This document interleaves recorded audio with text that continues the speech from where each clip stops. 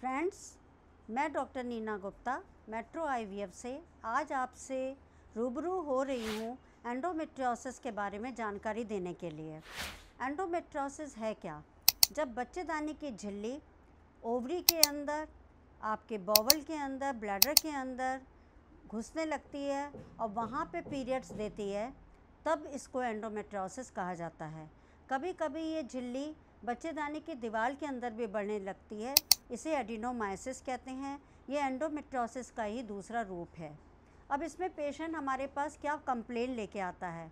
वो कहता है साहब, अगर मेंस्ट्रुएशन के समय बहुत ज़्यादा दर्द हो रहा हो, हस्बैंड के साथ कांटेक्ट में बहुत पेन हो रहा हो, या लगातार क्रॉनिक पेन पूरे साइकिल में रह रहा हो, तब आपको हमेशा ध्यान देना चाहिए कि ये एक ख़राब बीमारी एंडोमेट्रियोसिस हो सकती है। अब इस एंडोमेट्रियोसिस में प्रॉब्लम क्या आती है?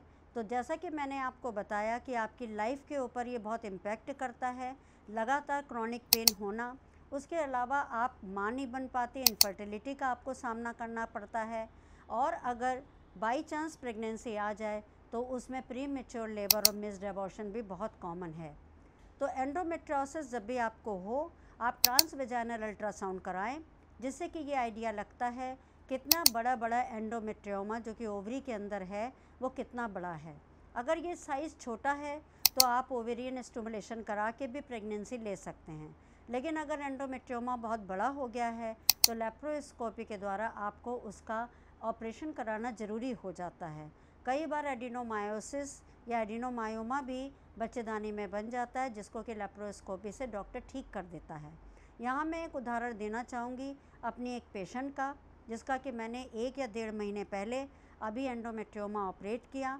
उसके बाद उसका ओवेरियन स्टिमुलेशन किया, और आपको ये जान के बहुत खुशी होगी कि उसके किसी भी तरह हम लोग कई अंडे निकाल के 5 कम से कम बढ़िया एम्ब्रियो बना पाए। तो अगर आप समय पे डॉक्टर के पास पहुंचेंगी तो आपका काम जल्दी हो सकता है, लेकिन आईवीएफ कई बार करना पड़ जाता है। इस बात को आपको ध्यान में रखना पड़ेगा, क्योंकि ये एंडोमेट्रियोसिस ग्रेड 4 है जो कि ओवरी के अंदर हो चुकी है। Thank you.